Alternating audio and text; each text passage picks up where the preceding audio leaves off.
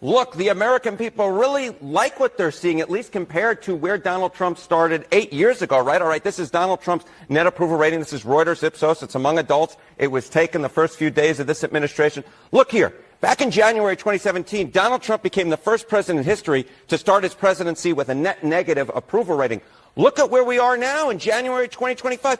Considerably better at plus 6 points. That's up 9 points. To borrow a Donald Trump phrase, this is big league. This is a sign that the American people, at least initially, like what they're seeing. And so you see right here, more Americans approve of Donald Trump's job than disapprove. And that is very much unlike what we saw 8 years ago. So compare the rating now to the entire first term. Yeah. So it's not just that he's doing better than where he was doing 8 years ago. It's that he's doing better than he ever did during his entire first administration. So I again look. He never was over plus 3. He was never over plus 3. The highest rating his highest ever net approval rating was plus 3 in March of. Your choice of photo is quite. He likes amazing. What he's seeing. He's smirking at the American media. He just doesn't like you. Maybe not. Although he should like these numbers and the way I'm presenting them. You look at January 2025. Look at that again. You get plus 6. So Donald Trump isn't just in a better position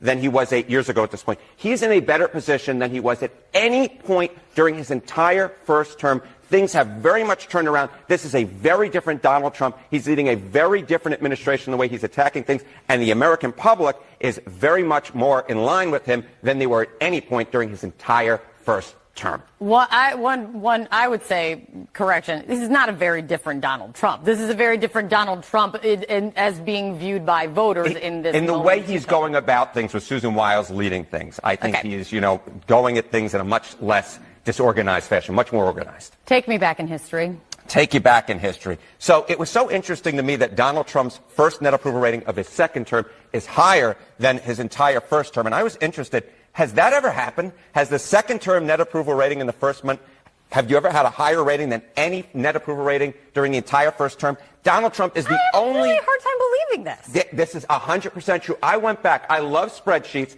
Donald Trump's is the first guy ever whose net approval rating in the first month of his second term is higher than any rating that he had as an entire first term, Kate Baldwin. This is true. I don't make stuff up. The numbers are the numbers. I believe you in nothing except when you have it in the wall, and then I believe everything you say. That's exactly right.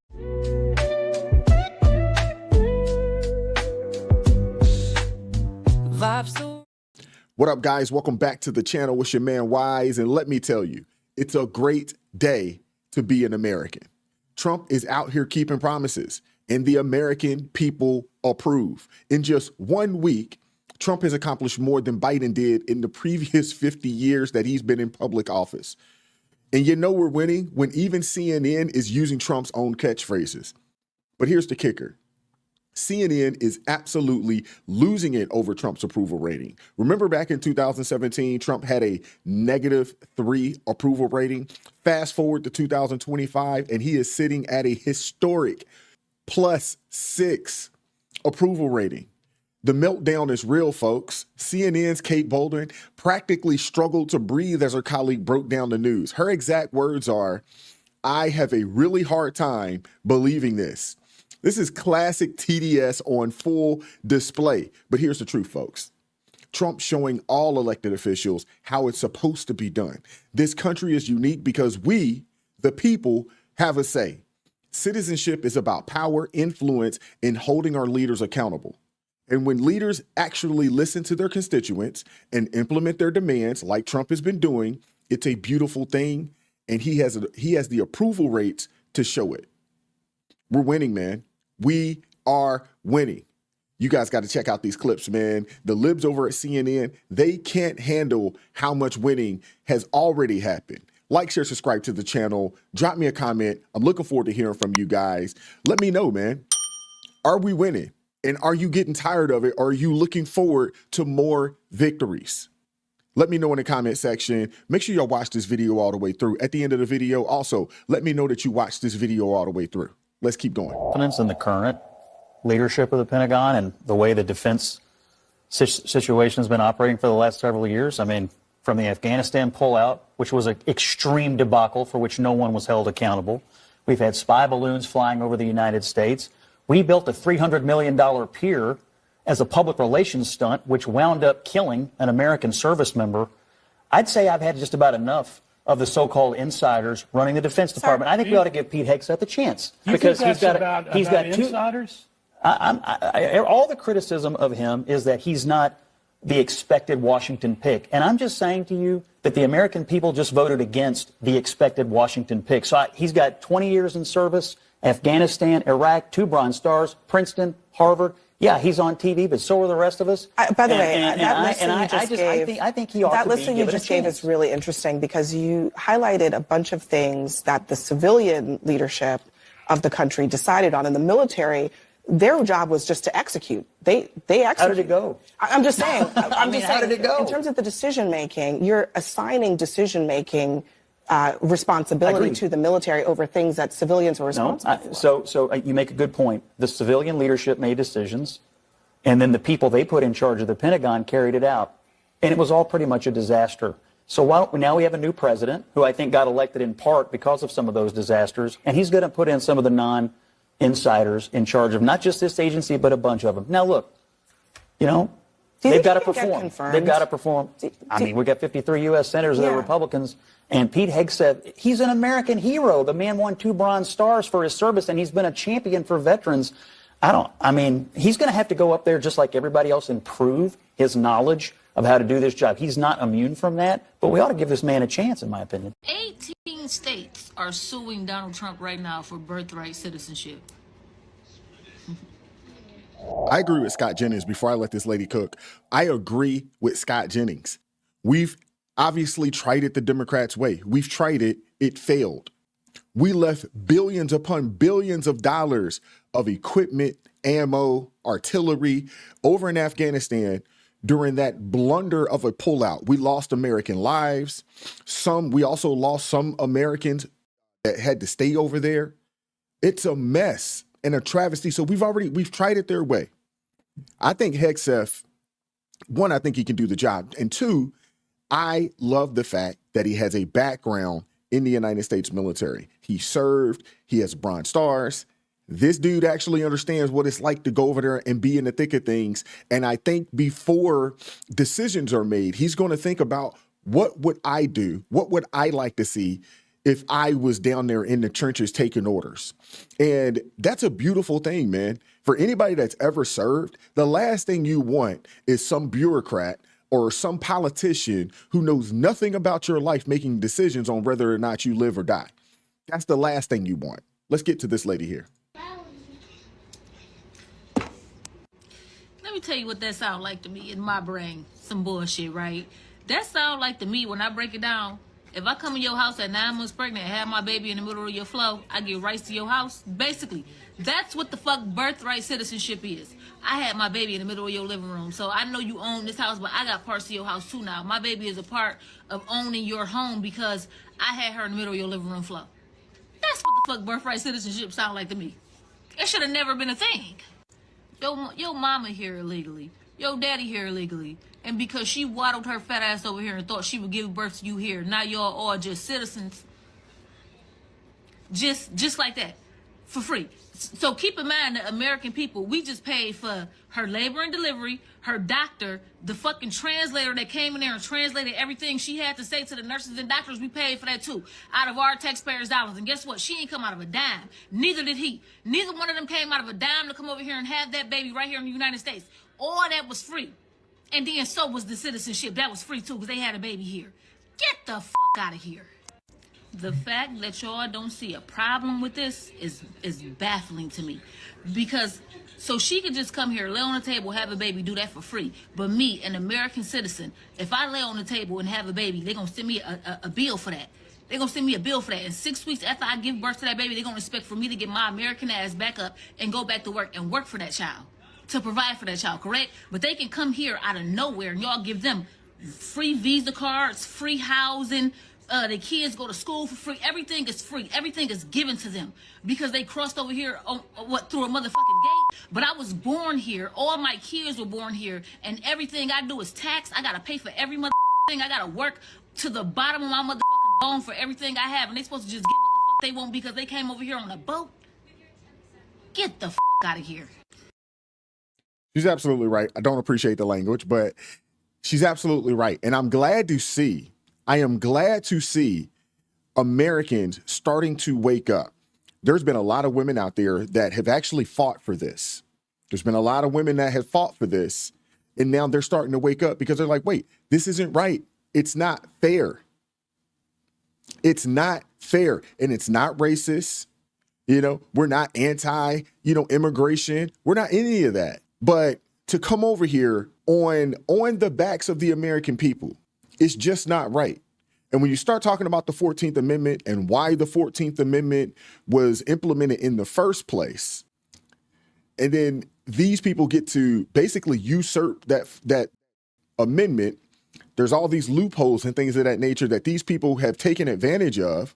And it's us, the American people, that have to pay the price. It's not right, man. The 14th Amendment was about one thing, again, utterly insulting to black Americans. The 14th Amendment, why was that passed? So that someday La Raza could usher across Mexican women who were 8.5 months pregnant. They could drop a baby and say, you didn't catch me. I'm an American citizen now. No, people don't put trap doors in a constitution. A secret trap door. Ooh, this will surprise them. To get an amendment passed, you need a mass feeling about a big thing. We had just fought a civil war to force, again, the Democrats to stop enslaving blacks. The 14th Amendment is absolutely exclusively about black Americans. That's what it's about. And by the way, it's not about gay marriage either. But they're at least gay Americans. Here we're talking about people who've never set foot on U.S. soil before, playing a game of Red Rover with our Border Patrol for the most precious possession in the universe, citizenship in this country.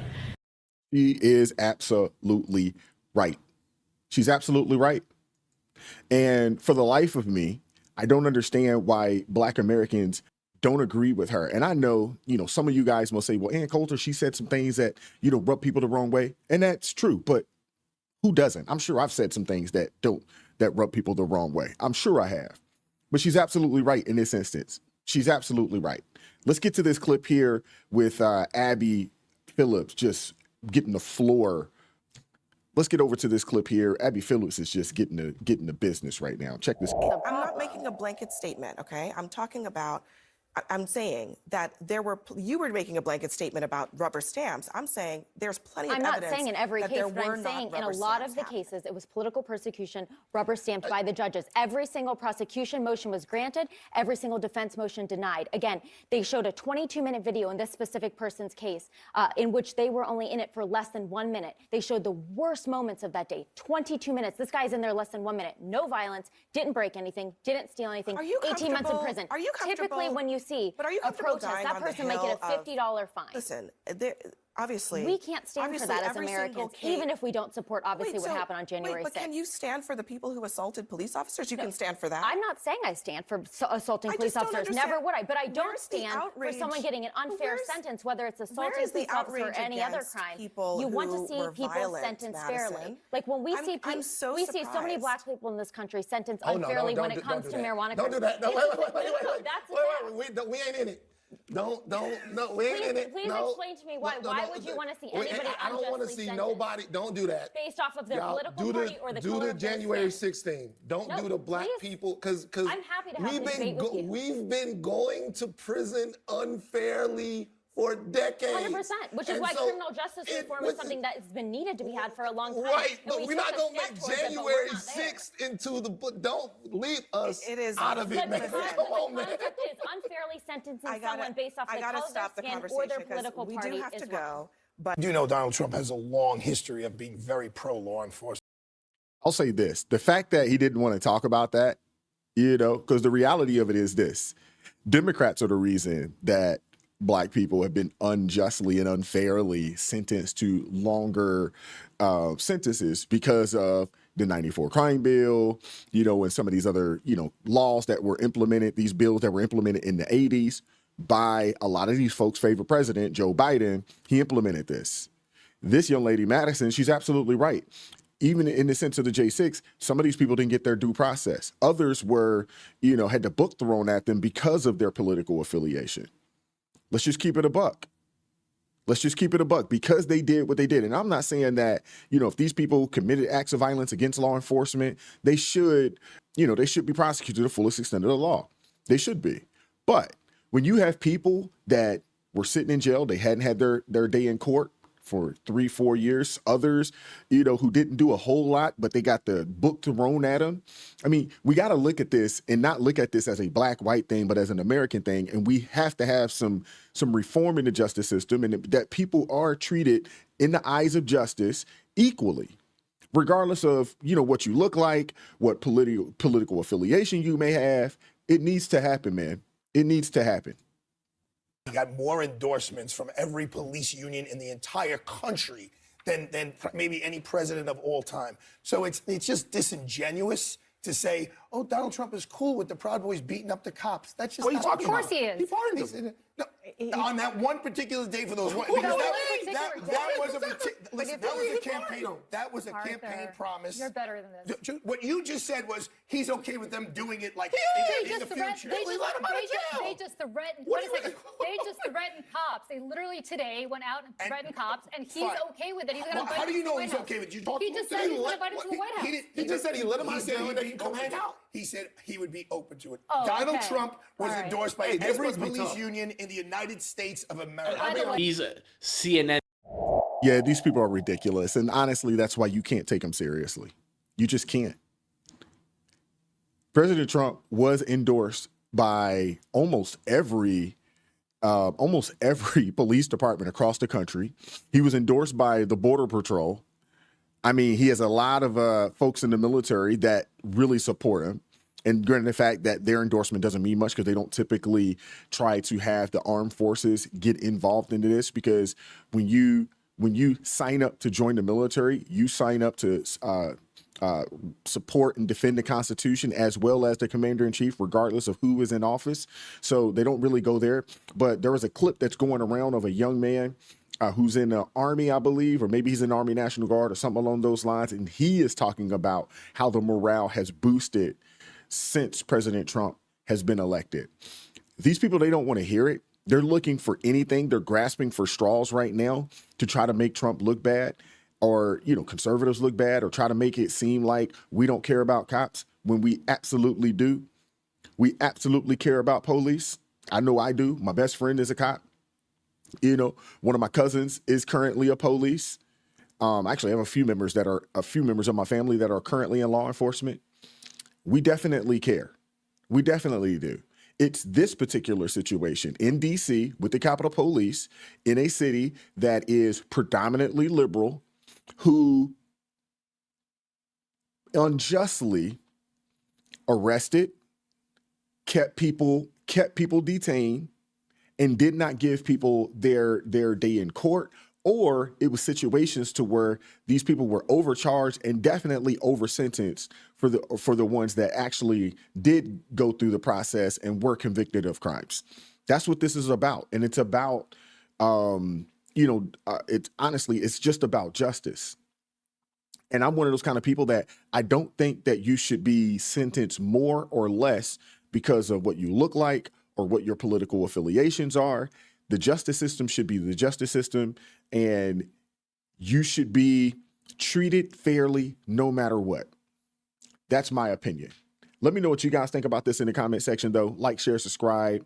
I'm looking forward to hearing from you guys. If you watched the video all the way through, hit that. Let me know that you did that. Make sure you guys hit the like button. If you'd like to support the channel financially, consider joining the ARP family, or you can buy your man a coffee. Link in the description box below. Keep God first in your life. Stay prayed up. We'll catch up with you all next time. Peace.